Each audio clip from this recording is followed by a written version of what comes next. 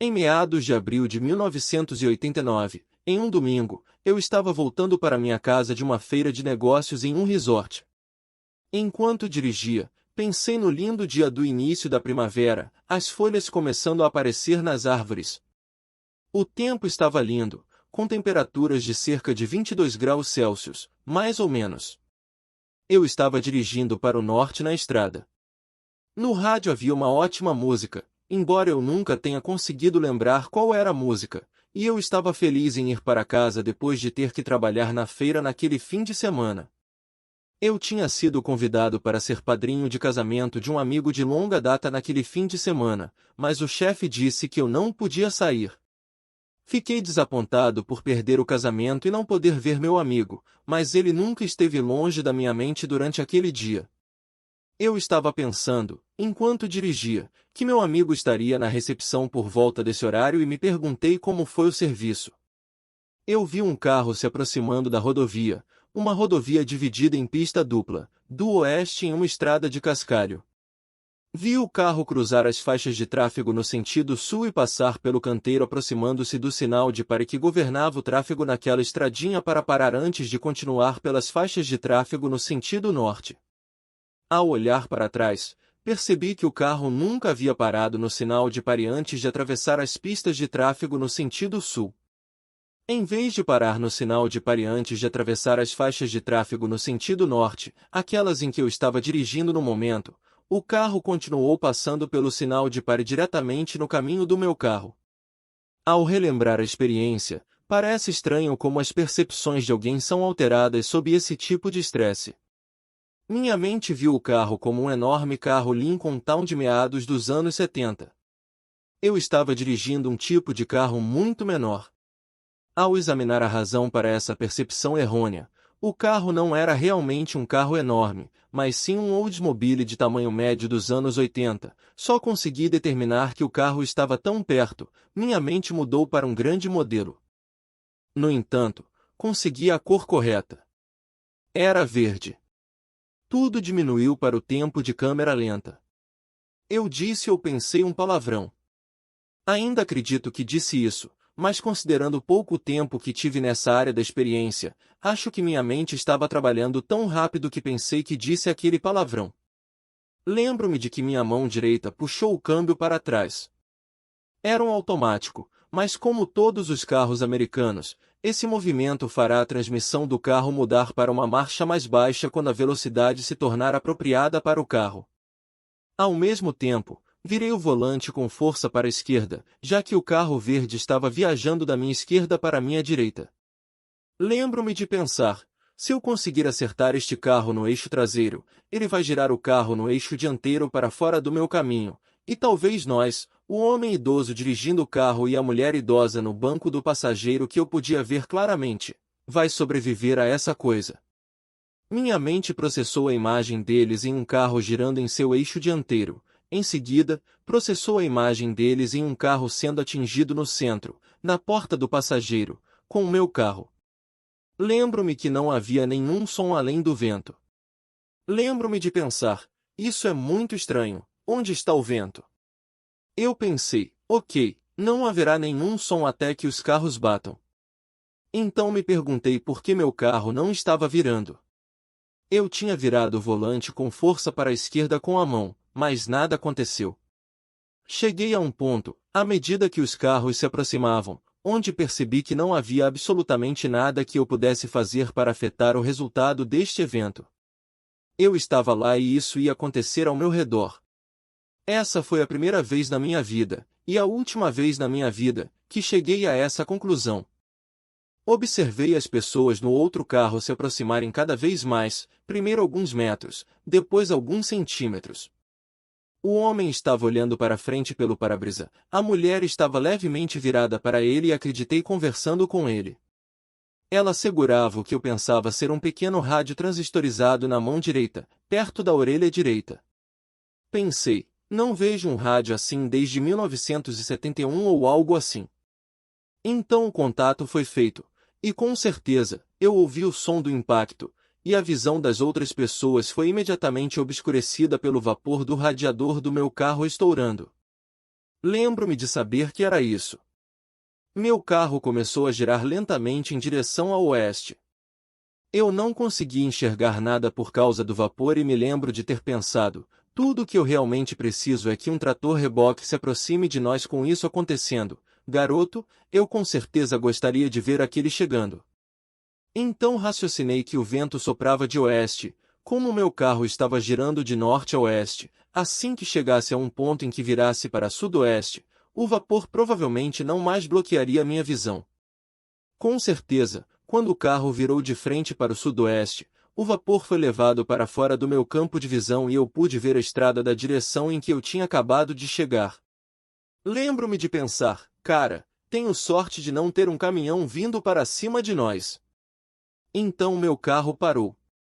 Ao perceber que meu carro havia parado de andar, pensei, cara, tenho que sair daqui.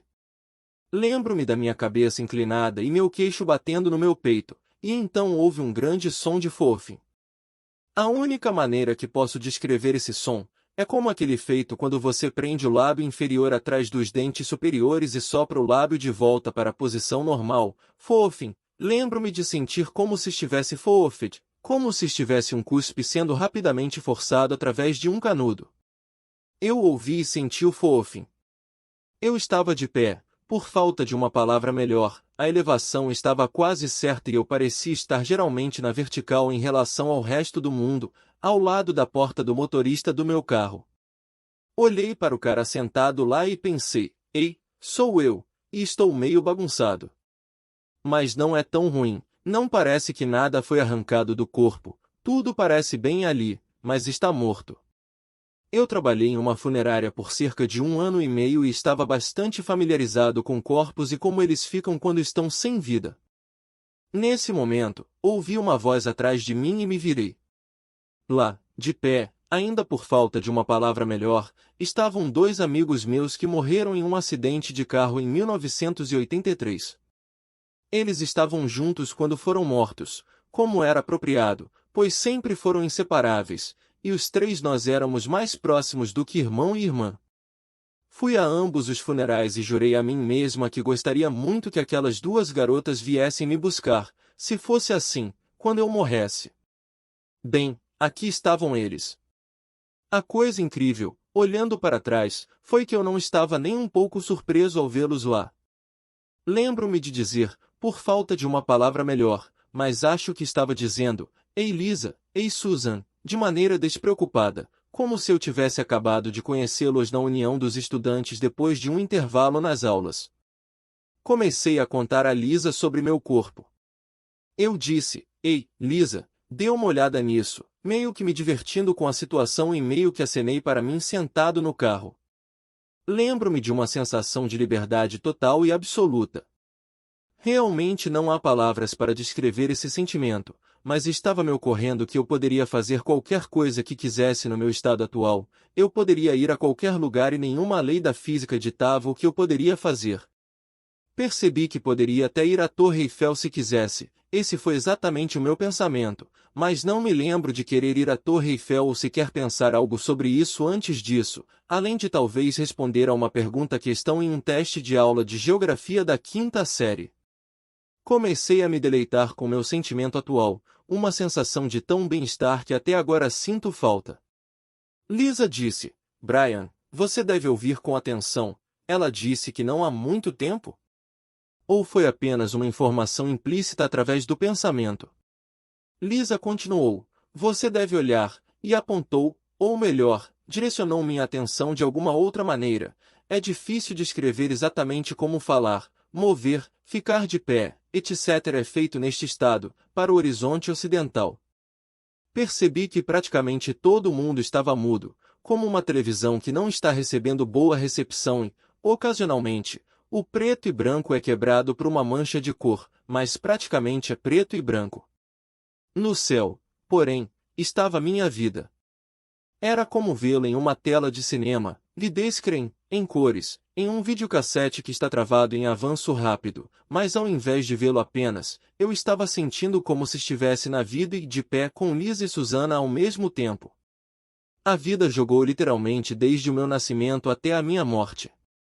No final deste evento da tela da vida, não fiquei com ninguém me dizendo: você pecou. Você é um pecador. Você fez isso e isso e isso que era ruim e contra os 10 mandamentos. Em vez disso, fui deixado para formar uma opinião sobre a vida. Não tanto em termos de que eu era uma pessoa má, pessoa boa, mas sim, aquela foi uma boa vida, tão objetivamente como se eu estivesse comentando sobre uma refeição especial ou a conclusão de um projeto recém-concluído que me agradou excepcionalmente. Eu soube naquele momento em particular que havia outras vidas. Quando eles foram concluídos eu tinha passado por revisões idênticas ou semelhantes, mas não estava curioso sobre essas outras vidas desde que elas foram feitas, eu as completei, deixando-as sem maiores consequências. Eu sabia que esta vida não teria importância agora que estava terminada. Percebi que eu sabia de tudo. Não houve perguntas, todo o conhecimento estava instantaneamente presente em meus pensamentos. Por exemplo, eu sabia que tudo criado em qualquer estado era parte de um grande conceito. Isso era apenas algum conhecimento que eu lembro, mas eu pude explorar esse grande conceito por dentro e fazer parte de tudo enquanto pensava nele, no instante em que pensei nisso pela primeira vez. Confuso, não é? Eu sabia que este era o meu estado real de ser. Eu era uma criatura, ser como agora me encontrava que havia, por algum tempo, usado o pedaço de carne sem vida dentro do carro. Eu me senti um pouco triste pelo meu corpo, no entanto, não sendo útil, parecia um desperdício, e tinha um bom desempenho para mim. Como a sensação que você tem quando troca um carro. Nada disso pareceu demorar muito, em nosso tempo, um período de cerca de 20 segundos ou mais.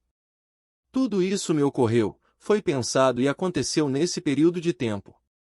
Lisa disse, ou melhor, comunicou. Você deve ouvir, havia urgência em suas palavras. Você realizou o suficiente para poder ir conosco. Ela fez uma pausa. Ou você pode ficar, mas se você ficar, temos que saber por que você tem que nos dizer. Você deve saber disso. Se ficar, vai ser muito, muito difícil. Eu disse categoricamente, tenho que ficar. Lisa perguntou, por quê? Afirmei, ainda não tenho filhos. Isso era importante, mas não era emocional.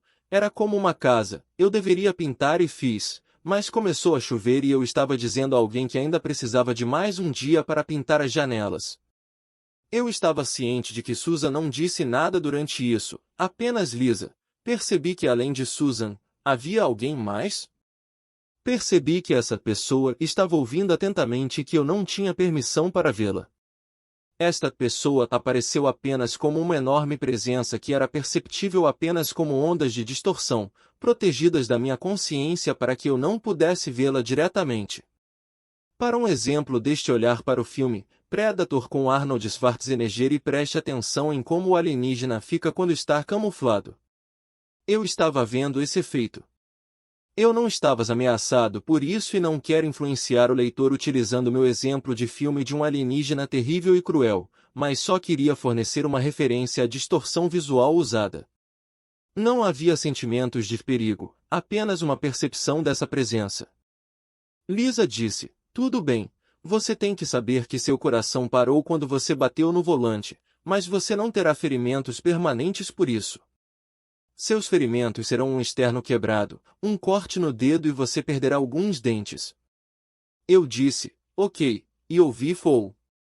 Tudo estava preto e no começo eu estava confuso, não conseguia descobrir exatamente onde estava. Então ouvi um som, como um estrondo distante. Houve então silêncio e depois outro estrondo, depois outro mais próximo. Então ouvi um som de batimentos cardíacos e outro e percebi que o estrondo era meu coração começando. Lembro-me de pensar, por que meu coração está começando? Então a percepção me atingiu de que eu precisava de uma lufada de ar muito, muito mesmo. Como a sensação que você tem quando está debaixo d'água e não sabe se vai chegar à superfície antes de ficar sem ar, agora imagine como seria perceber que você não ter chegar à superfície antes de ficar sem ar, esse sentimento. Eu tomei a respiração ofegante mais longa e profunda que eu posso me lembrar de ter tomado.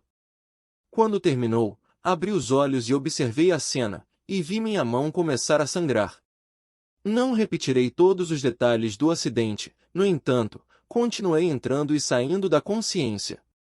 Muitas vezes, eu podia ouvir as pessoas falando, mas não conseguia reagir. Pelo menos 3 vezes que me lembro, as pessoas sentiram meu pescoço e disseram, este se foi.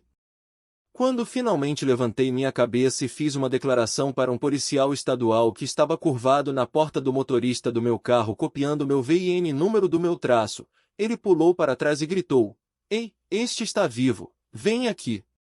Lembro-me de um técnico de emergência médica no meu carro e da vibração do equipamento de extração. Lembro-me de uma câmera de televisão dizendo, tire essa câmera da minha cara. Lembro-me de estar em uma ambulância e uma técnica de emergência médica sentada em um banco ao meu lado. Lembro-me de perguntar a ela, onde exatamente estamos?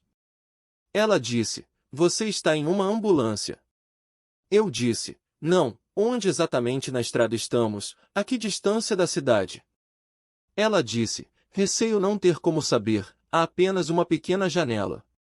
Lembro-me de dizer, tudo bem, vou sair e olhar. Lembro-me de passar pela lateral da ambulância e ver uma pedreira que sempre usei como marco e notar que estávamos quase lá. Voltei pela lateral da ambulância e disse a ela, estamos quase na pedreira, bom, estamos chegando perto.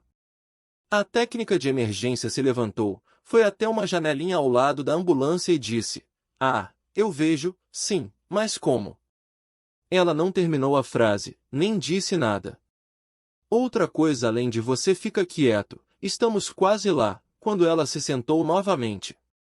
Mais tarde, no pronto-socorro, o técnico de emergência médica de dentro do carro veio e disse, você está muito melhor do que há um tempo atrás.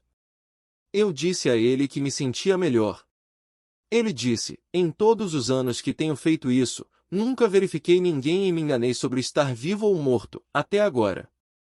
Eu disse a ele, quem disse que você estava enganado? Ele parecia preocupado, mas agora sorriu e disse, seja legal, cara, e saiu. Uma enfermeira me perguntou se eu tinha formação na profissão médica, pois havia dito às pessoas no local e no pronto-socorro que eu tinha um externo quebrado, um corte no dedo e que perderia 2 dentes. Eu disse a ela que eu não era da profissão médica. Eu me recuperei do meu externo quebrado, do corte na minha mão, e tive que fazer alguns canais radiculares nos meus dentes. No entanto, enquanto estava no hospital, eu tinha tantos problemas para dormir, toda vez que eu começava a cochilar, eu podia me sentir começando a flutuar para fora do meu corpo e eu sabia que estava morrendo novamente e sabia que eu deveria para ficar, para que eu me acordasse.